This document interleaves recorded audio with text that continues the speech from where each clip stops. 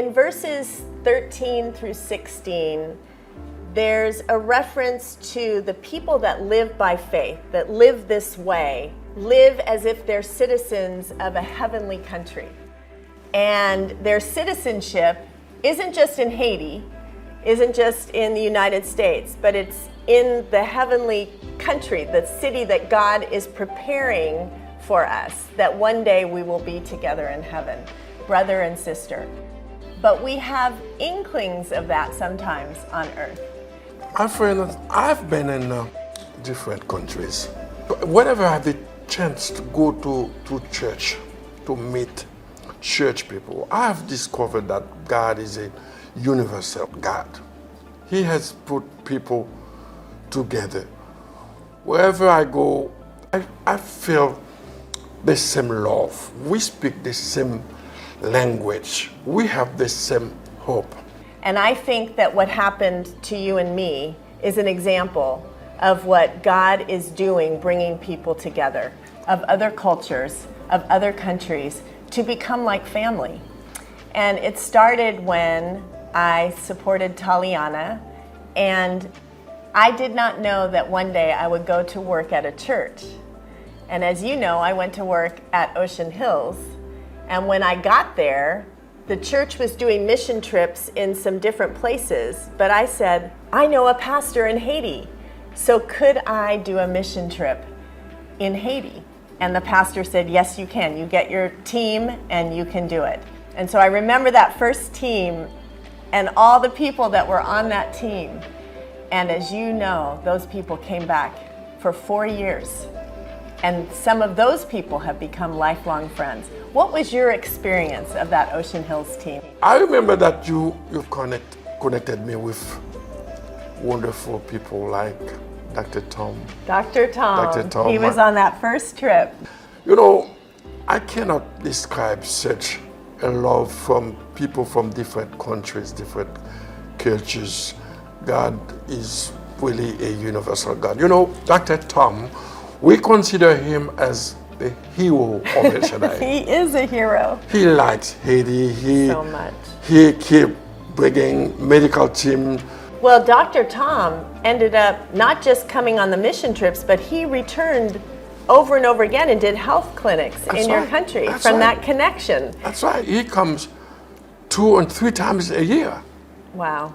It had been 3 years since he cannot come, but we pray that calm return to the country so that he can continue with his ministry. Well, I remember that first trip, and we didn't know what we could do for your church, and we ended up purchasing a generator for you. Electricity is a big challenge in Haiti.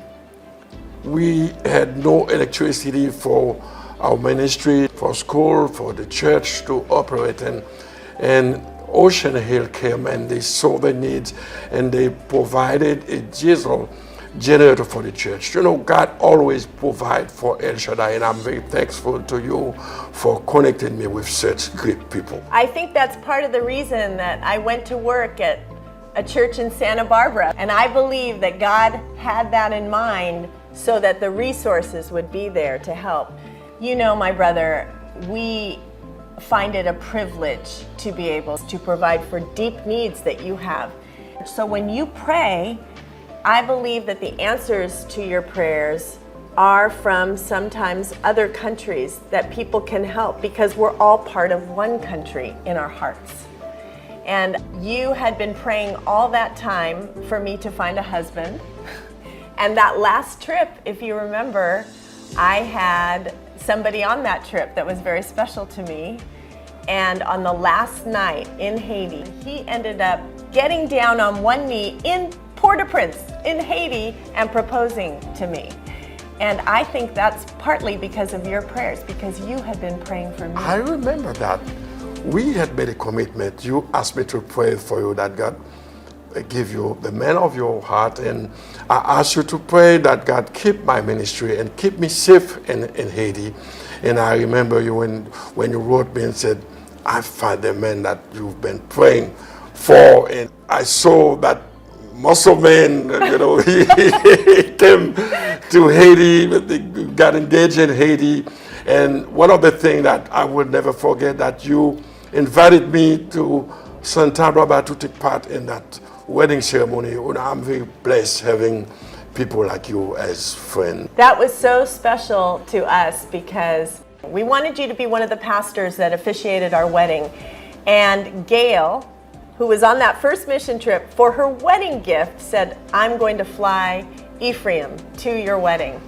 And to see all the connections that were made, especially after so long, you had been praying for me. You prayed for me when I was dating the guy that I was dating when we came the first trip, and then that ended, and then I got engaged, and you were so happy, and then that broke up, and you kept saying, I'm praying for you, sister. Yes, I did. And that was so dear to me. I feel that God has made us part of the same family. Even though you're black, I'm white, you're from Haiti, I'm from the United States. It has not just been about us, but it's been about others That's right. that are all part of this heavenly country where we all know we're going to be someday. We are living a glimpse of it. I am so grateful.